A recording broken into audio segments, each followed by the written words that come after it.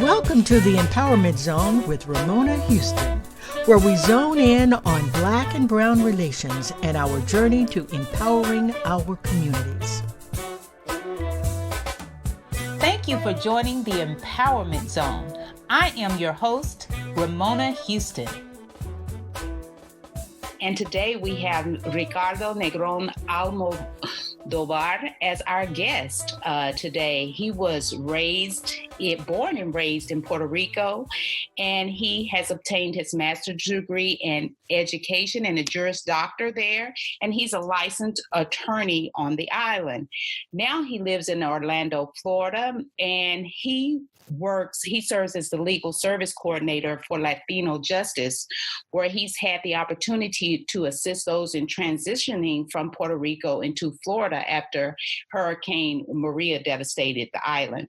Recently, Ricardo obtained a master's degree in nonprofit management, and he helped to launch the community organization del Ambiente, which is an effort led by the LGBTQ and Puerto Ricans to build up the LGBTQ and Puerto Rican community in Florida.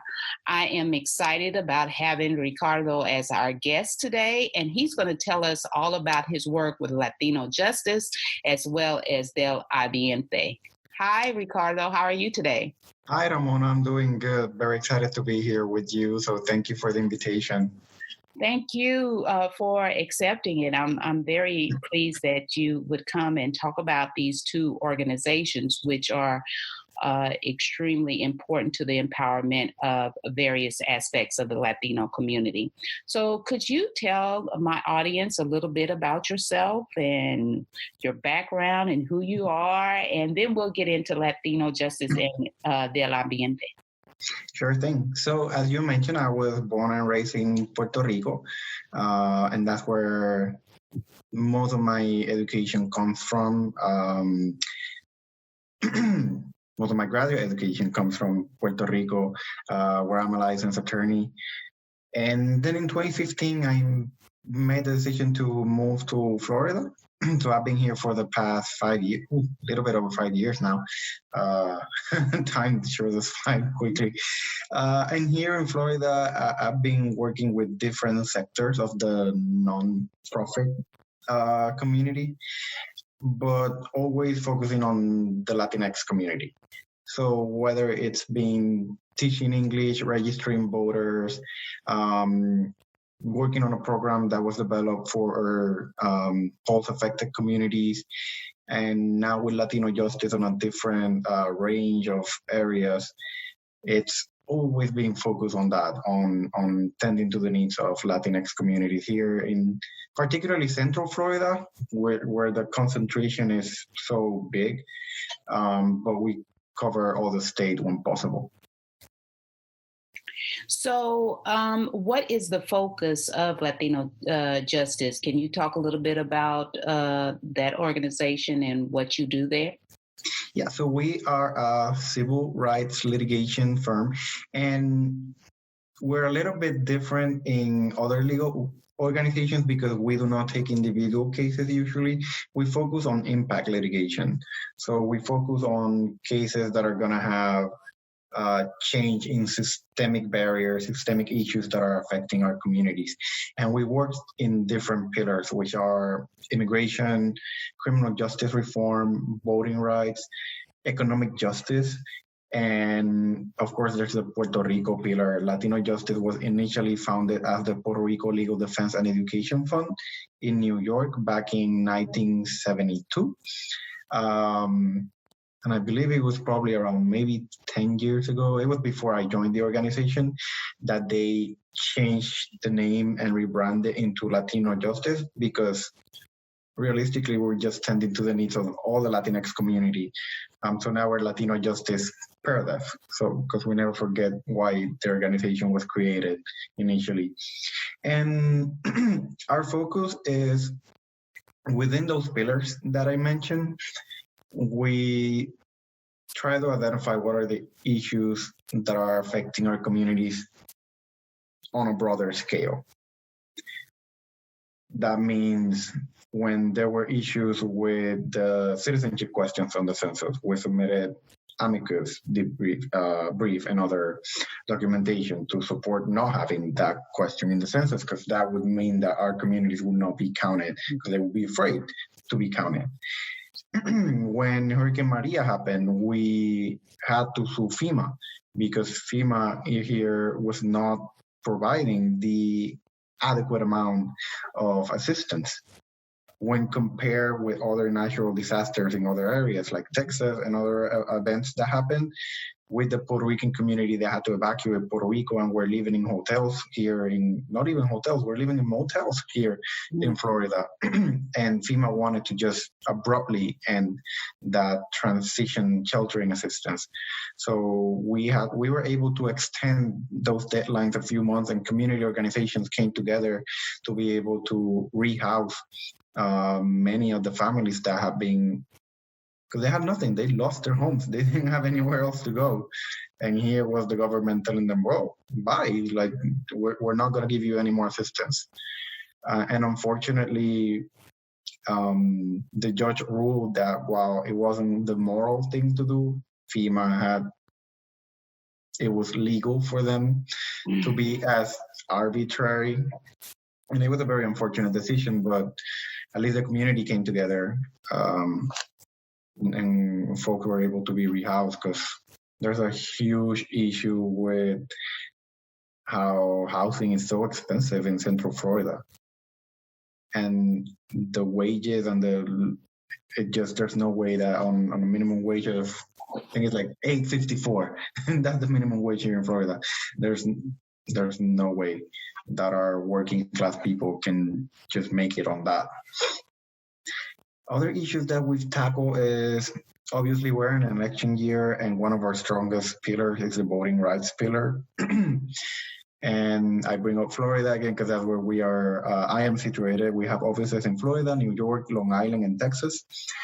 So here in Florida, there's a section of the Voting Rights Act. There's a couple sections, right? And it's about language access. There's one based on the census, which a plugin to census participation is that even like the language on your voting materials can be determined by the census. And I think that's not something that folks know, right? Like broadly know. So there are some counties that already have to provide Spanish materials because of the census. And there is one county that also provides materials in Haitian Creole, because of the number of the population. Yes. But here in Florida, there's 67 counties. Only 13 of those fall under this provision. And then the rest are kind of like up in air.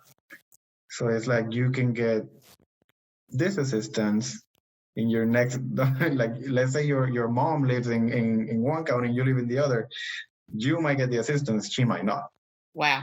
So how are you all working to address that particular issue currently with the elections right around the corner? Mm-hmm. So back in 2018, when it was leading up to the midterms, we identified 32 counties because there is a provision, it's a very specific for Puerto Ricans, because it states that American citizens who are educated under an American flag, but in a place where English is not the language, but then they move to the quote unquote mainland, then they should have their voting materials in the language that they were educated. So Puerto Rico, we're a territory, we're American citizens, our education is in Spanish.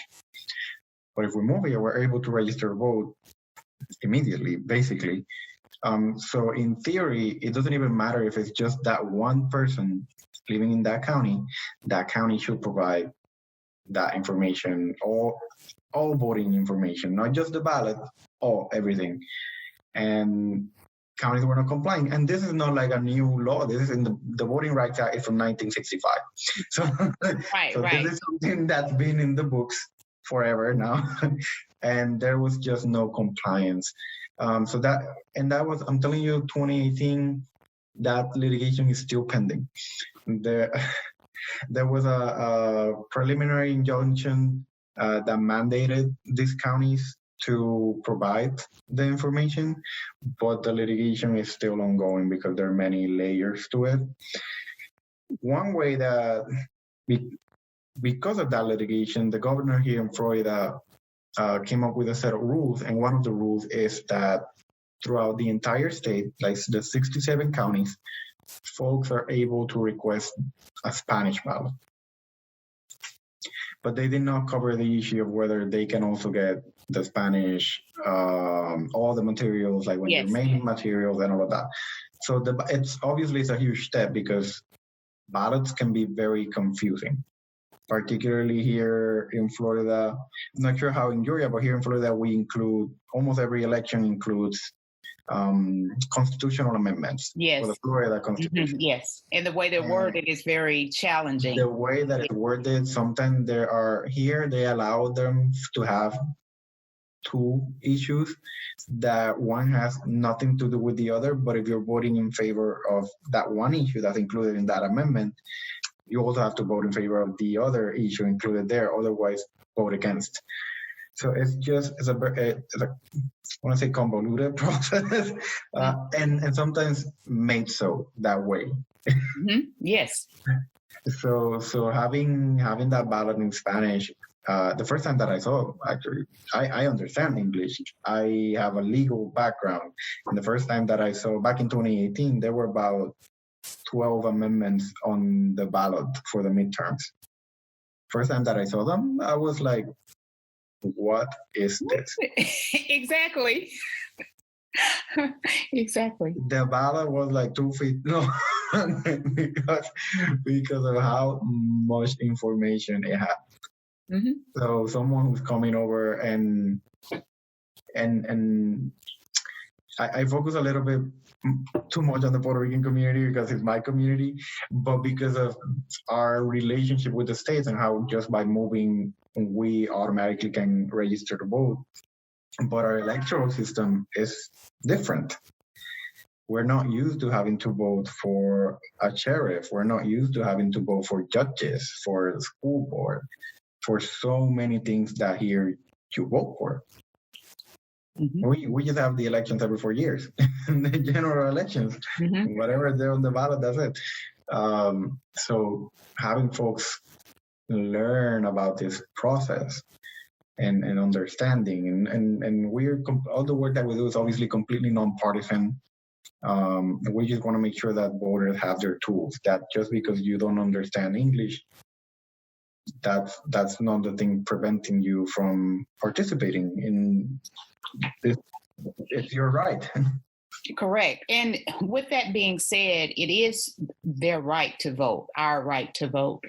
So what are you doing to ensure that, right now, I know you talked about 2018 and some of that litigation is still in the courts, but what is Latino Justice doing now to protect the people's right to vote right now? Like what is your work? Yes. So we have an initiative that I'm going to talk about it real quick now, but we also have another litigation that we brought on this year. Wow. because of COVID, and it was brought right before the presidential preference primary back in March. Because this is the first time that an election is going to be held during a pandemic, that a presidential election is going to be held during a pandemic. We know that there's going to be potentially huge lines. We know that there's been so much misinformation about people's right to vote by mail. Because here in Florida, you can vote by mail without having a medical excuse or whatever. Anyone can request their vote by mail ballot and they'll get it. But you have to request it. You're not just going to get it like it's being misrepresented all around by specific forces. So we had that litigation to try to extend the early voting process. Here, there's 2 weeks almost of early voting, but not in every county. So there's 67 different early voting dates. So we were trying to get them all to provide the maximum amount of days that they could, which are the full 2 weeks. Not that supervisor of elections each have their own it's under their discretion whether they want to do it or not. And a lot of them did not want to. So you're trying to make it universal? At least for because of this particular nature of these elections, where folks are still afraid to go out and stand in lines next to each other. So why not offer, like, if you have the capacity to offer, if you are allowed by law to offer full 2 weeks of early voting, then why not do so? Yes. So that your community can go at their own I do early voting. For me, it's great. You go, there are no lines, go in and out, and that's that. You go during the weekend. For me, it's very simple. I think we were trying to get also for supervisors to have that postage on the vote by mail ballots, so that some counties don't request that you have the postage. They still receive it, but other counties do. So it's how everything is so different from county to county, even though you're next door to each other. It makes it the educating portion of it. It makes it difficult because you're trying to reach. In our case, we're trying to reach Spanish dominant voters across the state, but then it's not the same thing in every location. So you got to very specifically target and partner with folks on the ground so that the message gets there. The other thing that we're doing is that we have a nonpartisan bilingual voter protection initiative, and it's called Cada Voto Cuenta, Every Vote Counts. It was initially launched in 2016. And it came with an app where anybody, wherever they were, they could submit if issues were happening. They could download the app. It was free, and they could submit any issues happening with regards to the election, the day off.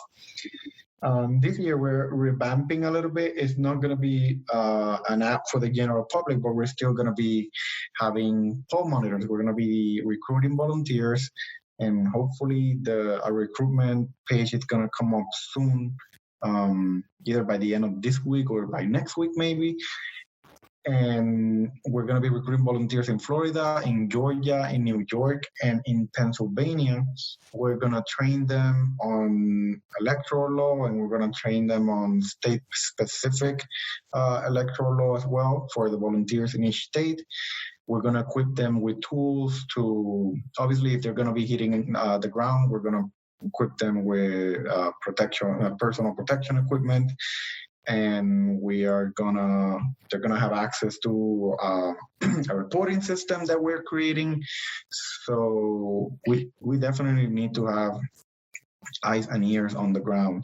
We also have a hotline that we've already launched for voter issues, and that one is, I'm gonna get the number because it's always the letters, it's LJP, LTNX, and I always forget the numbers, but I'll get you the numbers real quick. Okay, so while you're working on the numbers, go ahead and work on the numbers, and I'll just kind of tell our audience that Latino Justice has an initiative right now called Cada Voto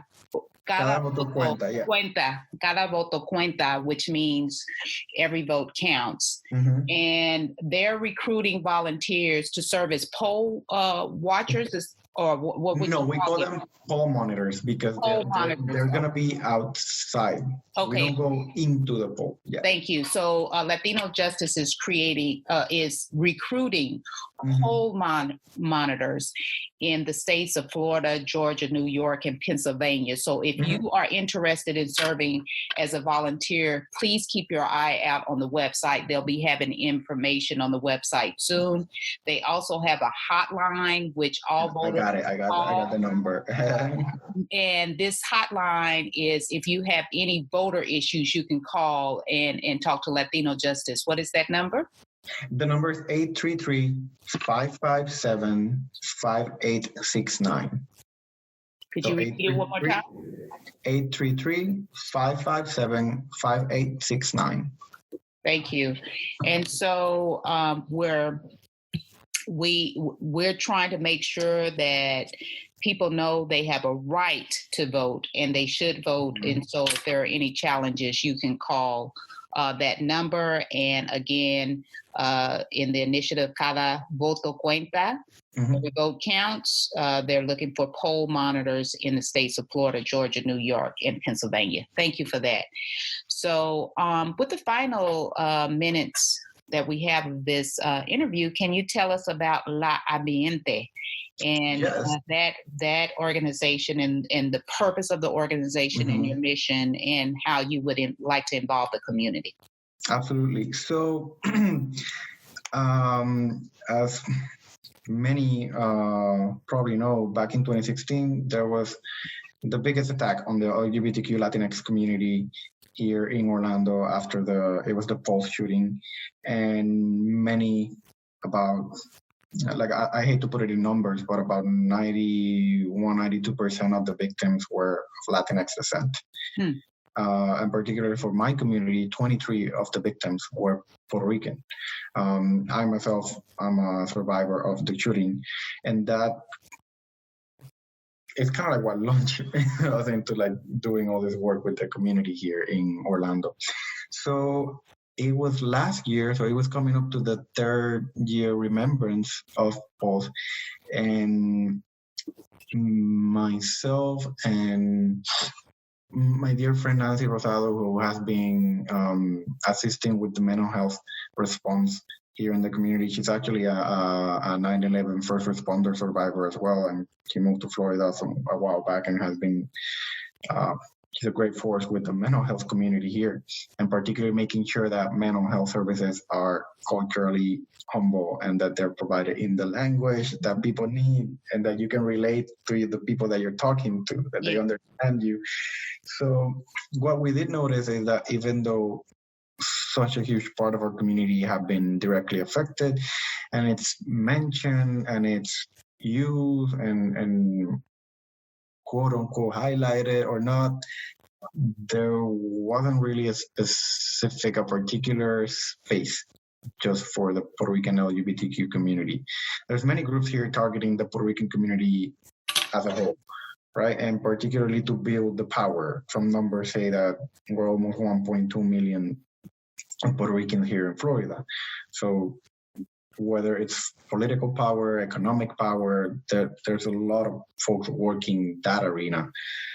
But the way that we figure is that if that night, that was one night, and there were so many Puerto Rican LGBT people there, that means that throughout the state, there's so many of us. And we wanted to create this space where we could, slowly, we're not in a rush. Everything that we do is volunteer-led, but just here and there create some initiatives that folks could just come in, share. Now everything's virtual, so log in and share. And the name was chosen very purposely so, because Del Ambiente is a way that folks used to, instead of addressing people as they prefer, whatever, you be grouped in Puerto Rico as, you're del ambiente, like, you're LGBTQ, but they did not want to say you're LGBTQ. Mm-hmm. So we're kind of like reclaiming it a little bit, and the way that we see is that the people that we want to reach, they understand what that means. Mm-hmm. Mm-hmm. So you read that, you see the colors, and you know what we're trying to do. So we do different events targeting faith. We talk about faith and the LGBTQ community. We do events about education, health. We just try to do a little bit of everything. We see it as holistic development. Wow. So if people want to,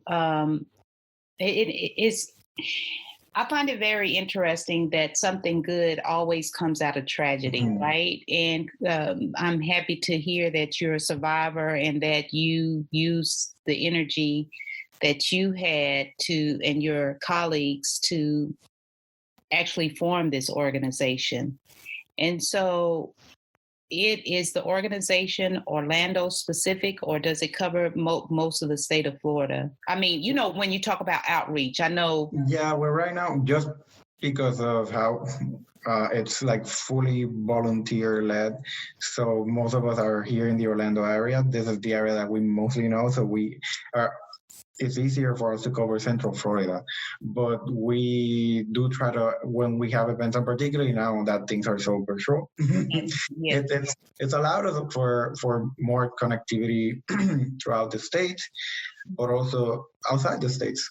We've hosted events where we have speakers from California, New York, and Puerto Rico, because we always like to make that connection there. So if anybody would like to get involved with Del Ambiente, how would they become involved? Right now on social media, we're only on Facebook for the moment, and it's that Del Ambiente. So that's the best way to follow the events that we're doing and to communicate with us through there. Great, great. Well, I surely appreciate you coming and talking about Latino Justice and Del Ambiente. Congratulations on the great work you're doing to empower the Latino community and more specifically the Puerto Rican community and the LGBTQ Puerto Rican community as well. So thank you so much for joining me, and you're welcome to come back anytime. Anytime you have anything you want to promote or you want to get the community involved in any type of initiative, please let me know. Thank you, Ramona. I really appreciate it. Thank you. So we're moving on to our college strategies portion of our interview. And today we have Ricardo Negron-Almodovar with us today, who is a native of Puerto Rico and now lives in Orlando, Florida. Hi, Ricardo. Hi, Ramona. We want to get you to tell us what colleges you attended, what were your majors, and then what one strategy do you have for young people who want to attend college or already are in college? What piece of strategy do you have for college success? So that's a long list. I'm going to try to go quickly over it. I attended the University of Puerto Rico in Ponce. That's where I got my bachelor's in athletic training. Nothing to do with what I'm doing now. And then from the Pontifical Catholic University of Puerto Rico, also in Ponce, that's where I have a master's in curriculum and teaching and a Juris Doctor. And here in Orlando, I went to Ana Jimenez University, and that's where I got a master's in nonprofit administration. So my one advice for young people who are looking at college or who are already in college is preparedness. And college is great, but it takes a lot and it's very expensive, realistically. So you need to prepare for that, and you need to actually understand within yourself if college is the right thing for you, because you might achieve your own success through another path. So you don't do it because it's expected of you to do it. Do it because you really feel that you have to, and that will be the best path for you. Thank you so much. So we have actually two pieces of advice. Preparedness, be prepared for college, and preparing to pay for college is a part of preparedness. And number two, determine first if college is for you. College is not for everybody. And if everybody has their own unique path to success, and you have to determine whether college is a part of your path or not. Thank you so much, Ricardo. We appreciate it. Thank you, Ramona. A special thank you to the incredible team of the Empowerment Zone. Terry Angulli, theme song. NADWorks, digital support, and of course, our featured guest. If you enjoyed my podcast, please subscribe. We are on all of your favorite podcast platforms. Be sure to rate us on Apple Podcasts too. Thank you for your continued support.